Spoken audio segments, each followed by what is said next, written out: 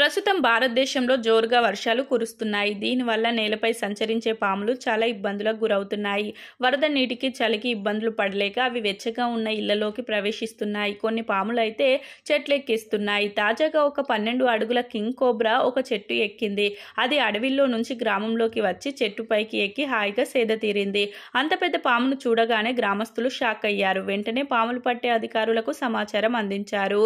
అంగుబే rain forest research station director Ajay Giri ఈ 12 అడుగుల పొడవైన కింగ్ కోబ్రాకు సంబంధించి ఒక వీడియోను ఆన్లైన్లో పంచుకున్నారు. ఈ పాము కర్ణాటకలోని ఒక గ్రామంలోకి వచ్చింది.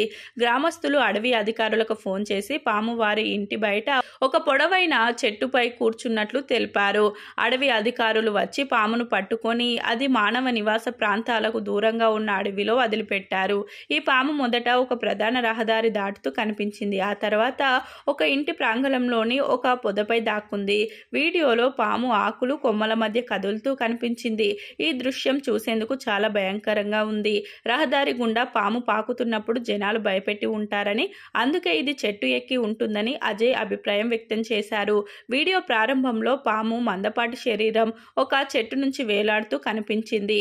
దాన్ని కిందికి దించే ప్రయత్నం చేస్తున్నప్పుడు అది భయంకరంగా చురుగ్గా కదిలింది. రెస్క్యూ టీం పామును ఎలా రక్షించి అడవిలో వదిలిపెట్టారు వీడియో చివర్లో చూపించారు. వీడియోలో అజయ్ పాము దృష్టిని తన వైపుకు మళ్లించాడు. తర్వాత చాలా జాగ్రత్తగా దానిని చెట్టుపై నుంచి కిందికి దించాడు. ఆ సమయంలో అతని చేతిలో ఒక పొడవాటి స్టీల్ రాడ్ ఉంది.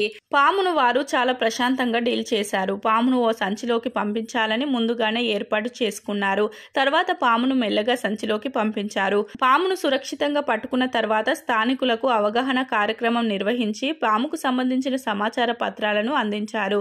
ఆపై స్థానికుల ముందే పామును అడవిలో విడిచిపెట్టారు.